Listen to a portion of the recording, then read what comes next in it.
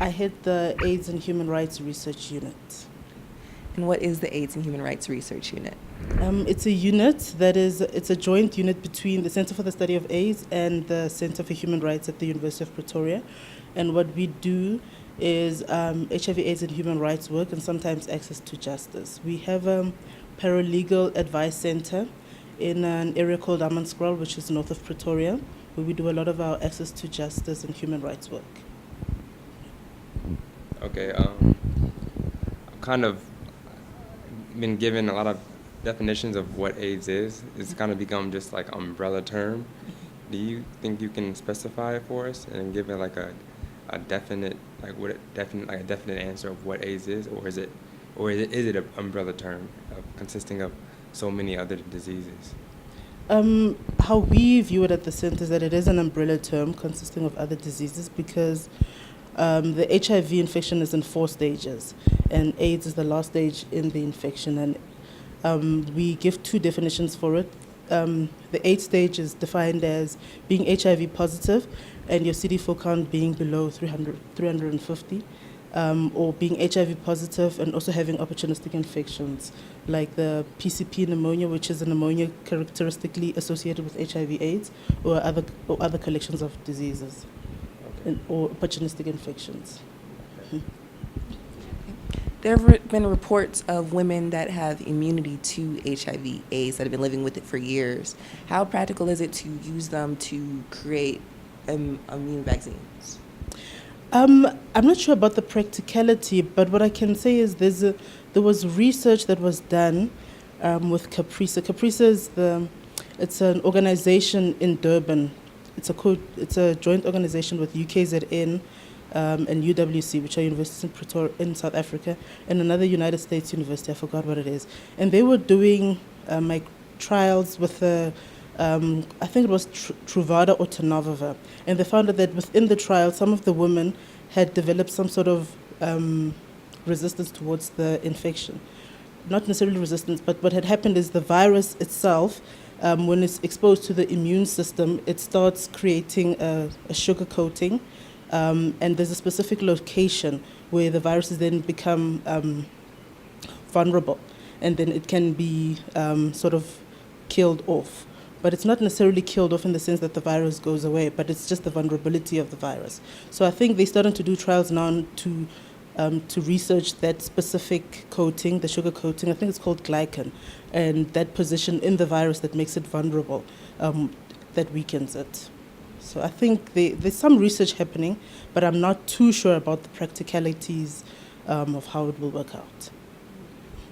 Okay, and so I've been informed that you can take a test in one country or one continent and go to another center, take the test, and you'll get different results. Do you know why that is or how that occurs?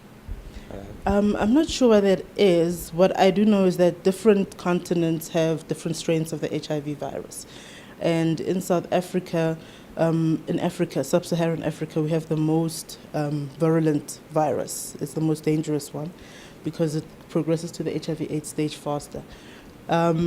I think it's because of the different strains, and the tests that we use pick up that strain in sub-Saharan Africa, and maybe when you go to another country, it doesn't necessarily pick up that particular strain. Okay. So maybe that could be a possible answer. So how prevalent is this disease in sub-Saharan Africa? It is in South Africa. It's a major, one of the major infections, because South Africa, they say, it used to be Botswana, has the highest infection of the virus. Okay. And it affects mostly young people, 15 to 35 age group. So those are the ones who are most affected by the virus. But it's starting to change a bit to the more older groups. And now why do you think that is? Is it like poor hygiene, sexually transmitted? Like there's various ways you can contract AIDS. Most people see it as a sexually transmitted disease, but we're in AIDS is more prevalent in poor areas, right? Mm-hmm. So do you think that it's more so like the poor living habits that people are more easily contracted, easily can get more easily contracted AIDS, or like what do you think? In South Africa, what we found is that The social issues are really what drive the Yeah, HIV okay. epidemic. Some of them being intergenerational sex. Okay. Poverty also plays a role. Early sexual debut. Okay. Some people don't necessarily, even though they know about HIV, because the Mhm. government has done a lot to, to bring out messages about HIV. Some people don't really understand, Yeah. what the virus Mhm. really does in the body. But it's mostly the social issues that drive the epidemic Okay. in the country. Okay. Right. The first step to fighting a disease is prevention. How does your center focus on preventing HIV/AIDS? Our center is a social science center, so we do a lot of social science intervention work. We focus on, we do a combination of individual, social, and structural prevention methods. For example, what we do is we do trainings for students on campus on HIV/AIDS, but not just HIV/AIDS, but general sexual reproductive health and rights. So we educate them about their bodies, their sexuality, and how that can make them vulnerable to contracting the virus, and what they in turn need to do to protect them from the virus. But apart from that, we also offer additional structural interventions, such as we have a clinic on campus where students can go and get an HIV test, get counseling. We have the center where students can, we have support groups at the center where students can come and join the support group if they're HIV infected, and get support from there. So it's on the individual, social, and structural levels that we try and fight HIV. Yeah. Next question is, how is the government helping you with this? We don't necessarily work directly with the government. We're an NGO inside the university, so a lot of our work is aligned with what the government does. We try and improve or add more support to what the government is doing, because the government can't do everything. So we focus on the students and the communities in which they come from, and the government focus on the general country. Yeah. Are other universities taking this step as well? Yeah. Most of the universities in South Africa have HIV/AIDS units, because it's under the higher education of South Africa. There's something called Higher Education AIDS, and that's basically a body that helps universities to deal with HIV/AIDS within their institutions. So most of the institutions in South Africa have an HIV/AIDS unit. You said higher learning, so what about the high schools and other primary education systems?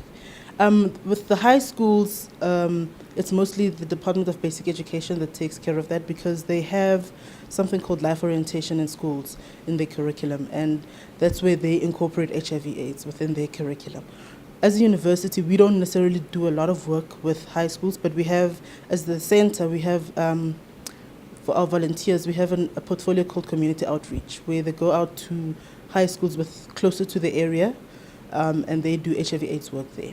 Maybe one thing that may be different from maybe South Africans here and African Americans is some of the influences on HIV/AIDS in South Africa is culture. And culture plays a huge role amongst Black South Africans. And there are certain cultural practices that do make people vulnerable to HIV and AIDS. But the cultures are different depending on from which ethnic group you're from.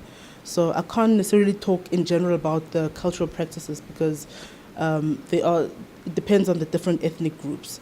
But there are cultural practices that can make people vulnerable to HIV infection. One of them that's been highly contested is the whole virginity testing. That's been virginity testing of young girls, where young girls, maybe they're in a village or maybe in a wherever they're from, an elderly lady from the community, checks if the hymen is still intact, and then if the hymen is still intact, then they celebrate it as being virgins. But other people see that as putting the young girls in a vulnerable position, because then they can be targeted by older men who may still hold the belief that having sex with a virgin can cure the virus. It's not very prevalent nowadays, but it's an idea that was there in the beginning when HIV started developing in South Africa. But the fear is that if you do that with young girls, then you may be putting them at a vulnerable risk. Exactly. I love working with people, and my interest is with public health and culture, and how culture impacts on public health. And so that's what drives me to work every day, because I am from the petty culture, but I didn't necessarily grow I wasn't necessarily raised in that culture. My father raised us a bit differently. We didn't do a lot of cultural things, but I have a lot of people in my life who believe in culture and what culture stands for. And I've seen that, people do practice African medicine and the more westernized medicine. So people use different types of medication or healing, to improve their health. So that's what actually drives me to work every day, getting to know more about people. Sorry, can you define this term African medicine for those who don't know? And can you compare it to Western medicine?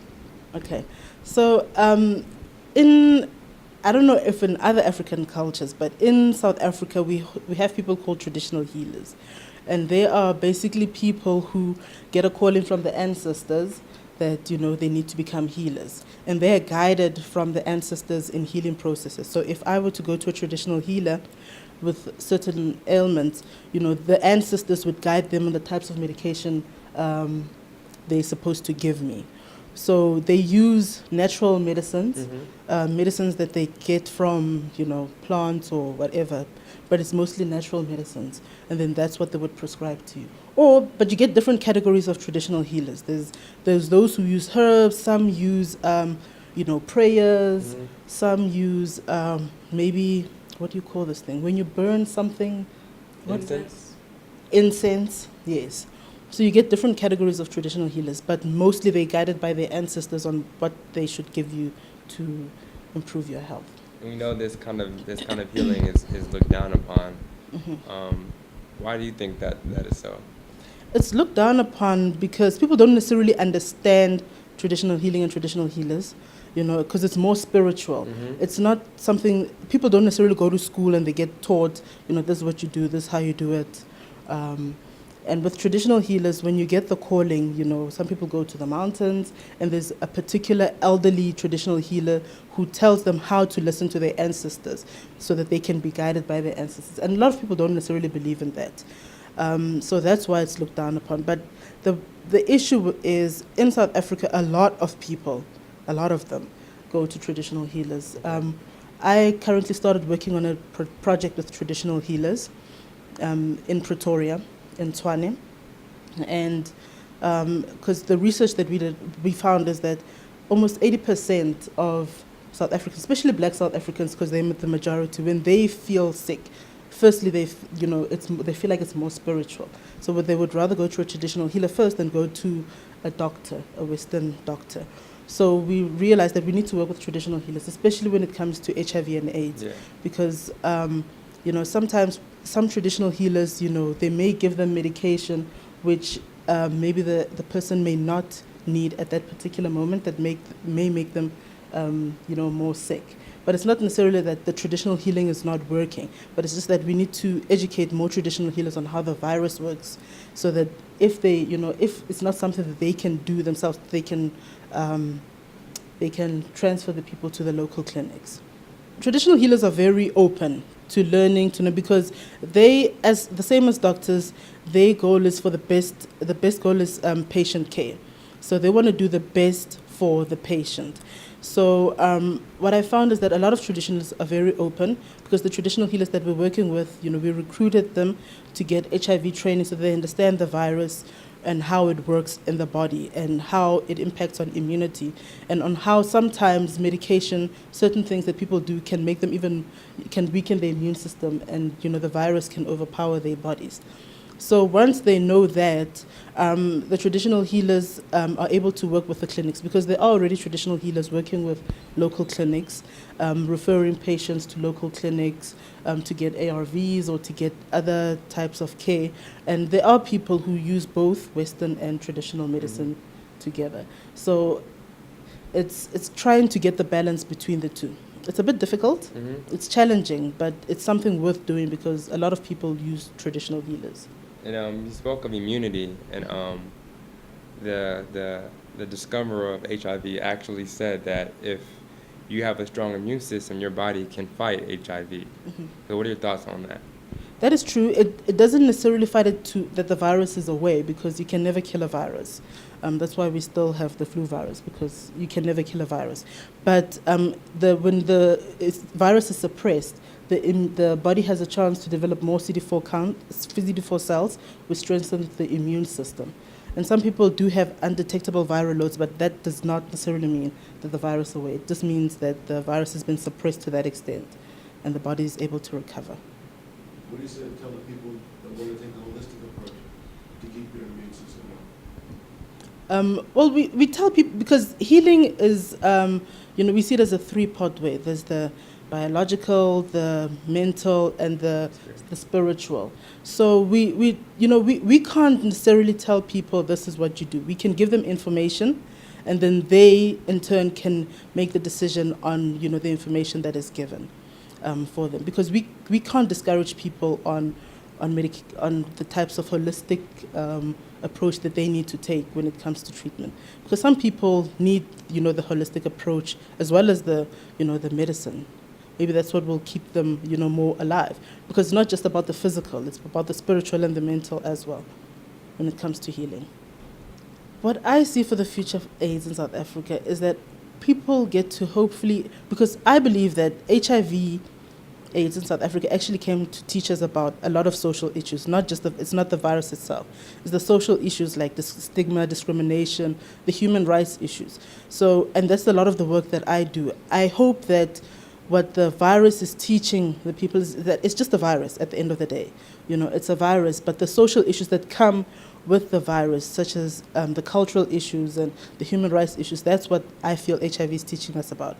And what I hope to see for South Africa is that people live in a more tolerable society, regardless of, your status. And that comes with the social aspects of it. My interest is with women's sexual reproductive health and rights, especially in Africa, and how culture influences that. So I want to do more research in collaboration with other institutions in other African countries. I've already done some work in Kenya, but it was not related to women's sexual rights. It was more with young people and life skills and HIV. So I want to work more with the women's health rights issues. Any last thoughts? Any last thoughts? I think that, in order to understand HIV in South Africa, people need to understand the history of South Africa, and maybe you'll understand some of the social issues about South Africa. South Africa comes from, as everybody knows, the apartheid era. And, with that came a lot of social issues that need to be dealt with, like human rights issues, how to talk to your children, culture, and all of that. So in order to understand South Africa, you need to understand it from, understanding the history as well in order to understand the present. And my hope is that people will get to see the continent as a continent, not a country, and that the continent is diverse. There are some commonalities within the African continent, but it is a diverse continent. And, sorry? It's very diverse. Yes, it's very diverse in terms of the people, the living situations, the languages, the cultures. So it's a very diverse, and it's a very exciting continent. But the virus, at the end of the day, is supposed to teach us about the social issues that make people more vulnerable to the infection. And I think it's also important to understand the history of also the disease also. Yes. And where it came from. Yeah. Well, thank you very much. It's a pleasure.